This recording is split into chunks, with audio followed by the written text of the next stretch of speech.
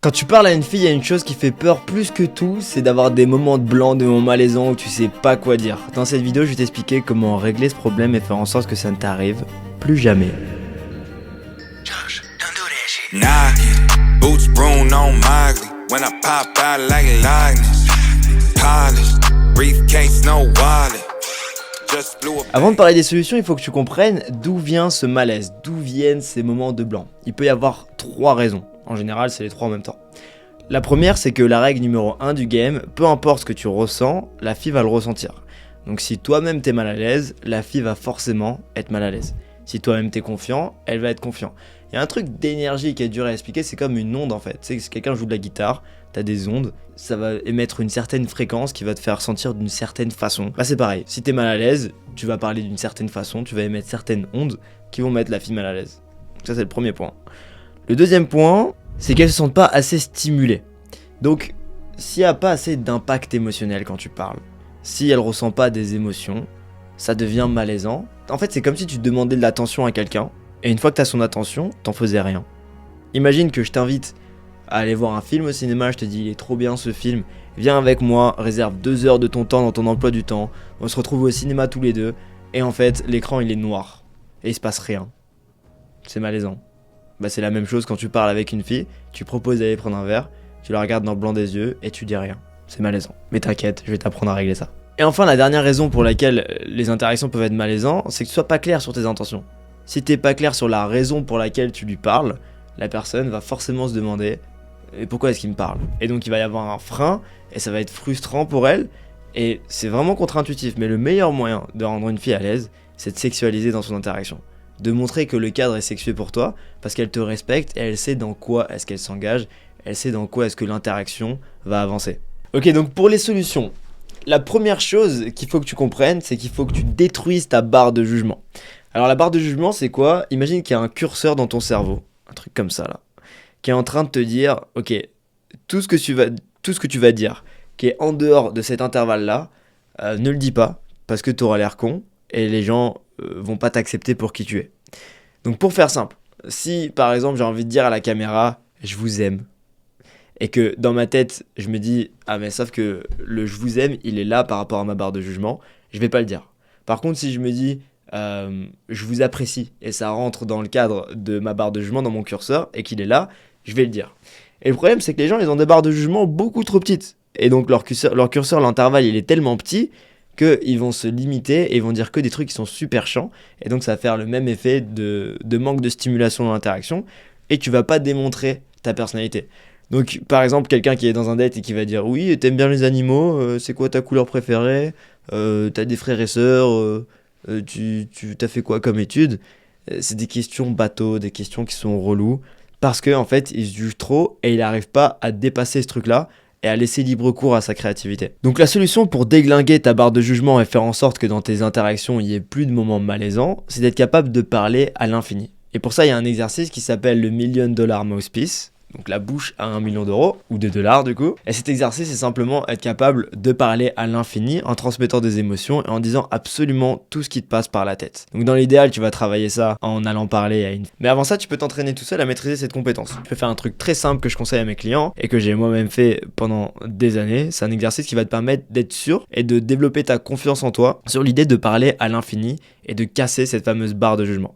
L'exercice est super simple, tu prends un chronomètre comme ça, tu l'actives et pendant 30 secondes à 1 minute en fonction de ton niveau, tu parles à l'infini sans aucun jugement, tu dis absolument tout ce qui se passe par la tête. Donc je vais le faire en direct, tac, je vais activer le chrono, hop, let's go. Je viens d'activer le chronomètre et ça me rappelle que quand j'étais en 3ème avec Monsieur J. Menez, je faisais des cours d'EPS. Et à chaque fois que quelqu'un n'arrivait pas à faire un exercice ou bien était éliminé, il criait « éliminé !» Et c'était quelque chose qui revenait souvent avec mon frère parce qu'il avait eu exactement le même prof. Sauf que mon frère avait été un peu plus sportif que moi. Parce qu'il faut savoir, quand j'étais au collège, j'étais gros. J'étais pas forcément le mec le plus chaud en sport.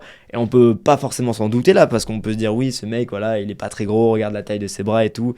Il a des poignets tout fins, il ressemble à rien. » Mais c'est pas grave, je le vis très bien et j'aime ressembler à rien parce que rien au final c'est un peu tout en même temps, parce qu'à la base on sort de rien. Le Big Bang c'est vraiment une particule qui a explosé et qui a fait tout ce qu'on est aujourd'hui. Si je regarde ce stylo aujourd'hui, bah, c'est simplement une particule de Big Bang qui date d'il y a des milliards, des trilliards d'années, j'en sais rien. Mais il y aura peut-être un Big Bang inversé, et peut-être qu'on va tous mourir. T'imagines que là, d'un coup, boum, tout est rétracté, on revient en une cellule. Est-ce que c'est Dieu qui a fait ça? Je ne sais pas. Est-ce que c'est une expérience qui a foiré de la part des extraterrestres? On vit peut-être dans une réalité augmentée. Augmentée, non. Artificielle, peut-être. Et peut-être que tout ça n'est qu'un jeu et que tout ce que je dis là ne sert absolument à rien. Ça fait 1 minute 4 que je parle et tout ce que j'ai dit n'a absolument aucun sens, mais il n'y avait pas de pause. Et il y avait des émotions. Et c'est ça le plus important, c'est que tu as envie de faire vivre des émotions à la personne en face de toi. Si j'ai au moins réussi à générer un sourire, c'est que cet exercice a marché. Donc, une fois que tu as ça, bah, tu es beaucoup plus serein. Si tu es capable de parler pendant 1 minute non-stop comme ça, je sais que dans n'importe quelle interaction avec une fille, si c'est un moment de blanc, j'aurais pas de problème à dire ce qui me passe par la tête. Et retiens bien une chose, quand tu dis je sais pas quoi dire, je suis pas créatif, c'est faux.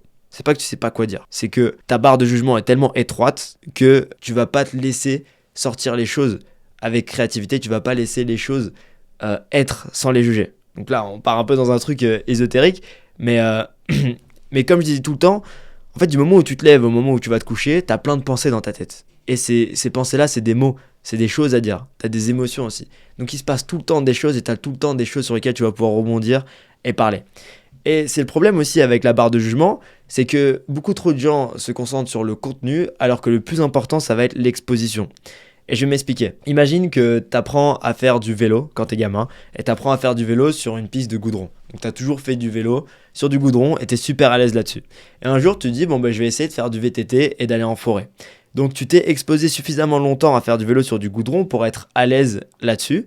Mais par contre, sur une piste de VTT avec des branches, avec des descentes, des montées, c'est dans de la terre, les pneus sont différents, t'as pas l'habitude.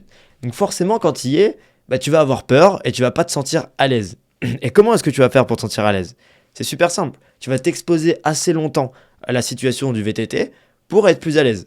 Donc même si tu as la compétence de le faire, il ne faut pas que tu te juges quand tu arrives dans un nouvel environnement. Il faut juste que tu t'exposes à cet environnement suffisamment longtemps pour prendre confiance en toi. Et c'est exactement la même chose. Je pense que être charismatique, tout le monde l'est. Quand tu joues à LoL avec tes potes ou tu joues à Rocket League et tu es avec ton casque en train de leur parler, tu es la personne la plus charismatique du monde. Par contre, dès que tu te retrouves devant une fille qui t'intimide, là, il n'y a plus personne. C'est tout à fait normal, c'est parce que tu as beaucoup plus l'habitude, tu t'es beaucoup plus exposé au fait de communiquer avec tes potes sur Rocket League ou sur League of Legends ou peu importe quel autre jeu, que de parler à une fille. Et au début, tu vas être nul et c'est absolument pas grave. Au début, tu vas friser. Et pourcentage par pourcentage, petit pas par petit pas, tu vas devenir meilleur et tu vas être de plus en plus à l'aise socialement. Et à un moment donné, il n'y aura plus de jugement du tout quand tu vas parler. Et surtout, tu vas connaître le processus exact pour sortir de ce truc de jugement et être capable de parler à l'infini. La deuxième chose qu'il va falloir régler, si tu veux pas avoir des conversations malaisantes avec les filles, et si là tu te dis j'aimerais bien parler à cette fille mais j'ai peur qu'il y ait des blancs, c'est de communiquer clairement tes intentions. Et bien souvent, le problème, il vient juste des intentions. Et comme j'ai dit tout à l'heure, c'est contre-intuitif, mais si tu veux que la fille soit à l'aise, simplement instaure un cadre sexuel dans l'interaction, comme ça elle sait dans quoi est-ce qu'elle s'engage. Il n'y a rien de plus frustrant que quelqu'un qui veut te vendre quelque chose, mais qui t'explique pas ce qu'il veut te vendre. Je sais que moi par exemple, quand je croise quelqu'un dans la rue qui veut me vendre une association pour signer, j'ai une règle très simple, si la personne le fait bien, je signe. Du coup, j'ai 6 associations dans mes prélèvements. Faudrait que je regarde, mais je crois que je suis à 6-7, un truc comme ça. On s'en fout, c'est ma vie privée, on s'en balèque de ça. Mais en tout cas, il y a un truc qui est intéressant, c'est que quand je vais parler à ces gens-là, il y a certains profils qui m'agacent et je sais que je vais pas signer avec eux. C'est ceux qui ils vont déblatérer pendant des heures, ils vont me parler pendant des heures de leur truc et ils viennent pas au point, la raison pour laquelle ils viennent me parler. Moi, je respecte énormément la personne qui va venir me voir et qui va me dire écoute, je travaille pour cette association, la raison pour laquelle je viens de parler aujourd'hui, c'est parce qu'on a besoin d'aide et on compte sur toi pour nous aider. Je veux t'expliquer ce que fait l'association et dans le cas où tu as envie de nous aider, ce sera un grand plaisir pour moi qu'on fasse le processus ensemble pour que tu puisses signer et aider cette association. Mais avant ça, j'aimerais d'abord t'expliquer les actions qu'on fait et si tu trouves que c'est une noble cause et que tu as envie de nous aider, ce sera avec plaisir qu'on le fera ensemble. Est-ce que je peux t'expliquer? Quelqu'un qui me présente les choses comme ça, t'es sûr à 100% que je vais signer. Parce que le gars était honnête, je me dis, je vais juste respecter cette personne et je vais me dire, ok, ce mec est cool, il me fait pas perdre mon temps, il va m'expliquer les choses, il va vraiment avoir un échange avec moi, c'est important pour lui de savoir ce que je ressens et il va pas passer par 4 chemins. Contrairement à la personne qui va me dire oui, l'association fait ci, fait ça, et je dis tu veux me signer? Et non, c'est pas que je veux te signer, c'est juste qu'on fait ça. Ils suivent le script et c'est chiant, c'est relou. La même chose quand tu parles à une fille. Tu viens lui parler, tu lui dis oui, je veux acheter un nouveau t-shirt, j'hésite entre le blanc ou le noir, tu penses qu'il faut que je fasse quoi? Ah oui, j'aimerais bien aller en vacances, tu penses qu'il faut que j'aille à Ibiza ou à Mykonos, c'est quoi le mieux pour toi? La meuf, c'est malaisant parce que du coup, elle se dit pourquoi est-ce qu'il va me parler de Mykonos, de je sais pas quoi, on se connaît pas, je m'en fous de la couleur du t-shirt que tu vas acheter, pourquoi t'es là, tu vois. Et s'il y a cette pensée dans sa tête, ça va la freiner. Donc très simplement, exactement comme l'exemple du mec qui est devant une association, dis-lui exactement pourquoi t'es là de la façon la plus simple possible. Même si tu lui dis pas dans les premières secondes de l'interaction et tu brises la glace avec quelque chose de marrant, à un moment donné, rapidement, il faut que tu lui dises pourquoi t'es là. Et du coup, elle va se sentir beaucoup plus à l'aise instantanément. Elle va dire ah ok cool, il vient parce qu'il veut quelque chose de sexuel avec moi. Donc une façon très simple de le faire et tu peux le voir dans toutes mes caméras cachées. Je te trouvais mignonne, j'avais simplement envie de te dire bonjour. Tu t'appelles comment? C'est très clair. Il n'y a plus de malaise puisque toute la suite de l'interaction, elle va savoir pourquoi je suis là. Prends ton courage à deux mains et fais ce genre de truc. Au moins essaye et tu vas voir à quel point c'est puissant. Et troisièmement, un conseil super simple. Et je comprends pas pourquoi plus de gens n'y pensent pas. C'est vraiment très simple et ça fait la différence. C'est de préparer les questions et les réponses qui reviennent dans toutes les interactions. Parce qu'au final, dans toutes les interactions, tu vas poser les mêmes questions. Tu t'appelles comment? Tu fais quoi dans la vie? Quelles sont tes passions?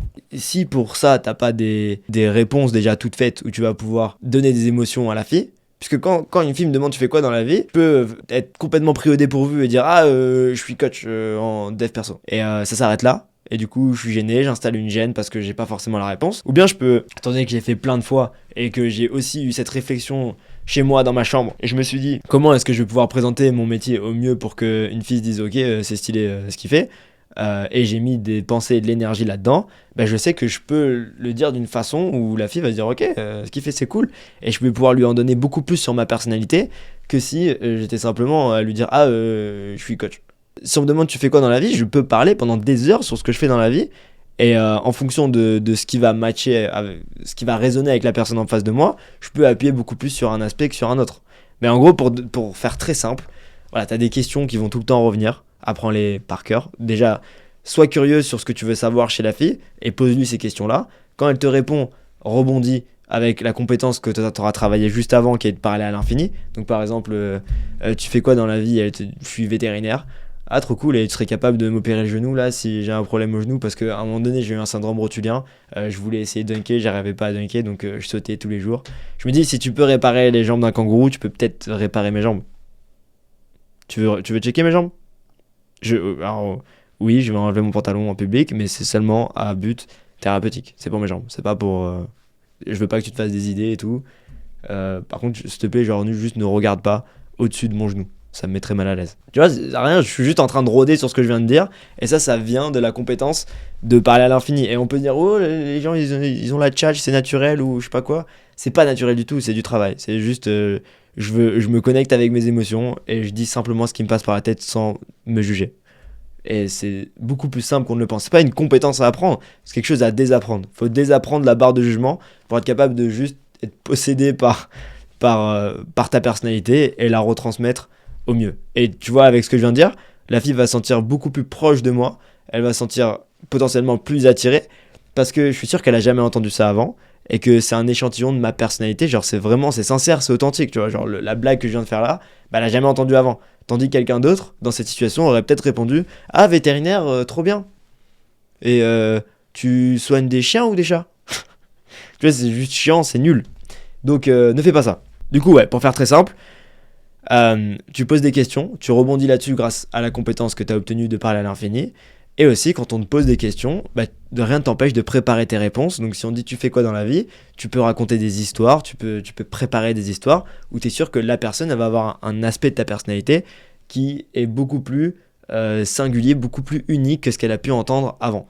Donc si une fille me demande tu fais quoi dans la vie et je réponds coach en dev perso, c'est beaucoup moins impactant que je lui dis je suis coach en dev perso. J'aide les hommes à développer leur intelligence émotionnelle, faire en sorte qu'ils puissent faire des rencontres. Donc typiquement je travaille avec des hommes qui ont déjà du succès dans plusieurs domaines de leur vie mais qui n'arrivent pas forcément à le transposer dans leur vie relationnelle et sentimentale. Et du coup je leur donne toutes les clés en main pour qu'ils puissent sortir, faire des rencontres, que ce soit agréable non seulement pour eux mais aussi pour les filles. Et surtout beaucoup mieux connecté avec le sexe opposé. Et là la fille elle aura plein de questions à me poser, elle va être super curieuse par rapport à ce que je viens de dire, et c'est bien plus stylé que juste lui dire je suis coach en dev perso. Et je sais que là tu peux peut-être te dire oui mais moi je suis informaticien, c'est beaucoup plus chiant comme travail. Non, peu importe le travail que tu fais, tu peux rôder. À un moment donné, moi aussi je levais des fonds pour des assos caritatifs, je faisais du porte-à-porte, et Et quand on me demandait tu fais quoi dans la vie, je pouvais dire ouais je fais du porte-à-porte. Bah c'est super chiant d'ailleurs, je fais du porte-à-porte, je suis pas juste pour ce mec relou qui fait ça. Donc je brodais le truc, j'ai mis des pensées là-dessus, j'ai réfléchi, je me suis dit comment est-ce que je peux présenter ça mieux. Et je disais, moi dans la vie ce que je fais c'est que je lève des fonds pour des assos caritatives. En ce moment on a 2 campagnes, on travaille avec des enfants en Bolivie et au Sénégal. Et on lève des fonds pour pouvoir leur donner accès à l'eau potable et à la scolarité. Et c'est 1000 fois plus stylé que de dire je toque chez les gens pour les signer pour des assos caritatives. Avec n'importe quel taf, tu peux faire ça. Il faut juste que tu y réfléchisses, tu y mettes des pensées et tu trouves un moyen de présenter les choses de la meilleure façon possible. C'est dans la semaine 3 de mon programme de mentoring. Parce que si tu sais pas, j'ai un programme de mentoring, donc c'est mes clients que j'accompagne. Donc tout ce genre d'exercice là que je viens de donner, c'est 10% de ce que j'enseigne. Et je donne à mes clients toutes les clés en main pour qu'ils puissent s'améliorer avec les filles et faire en sorte de provoquer des rencontres avec des filles qui leur plaisent.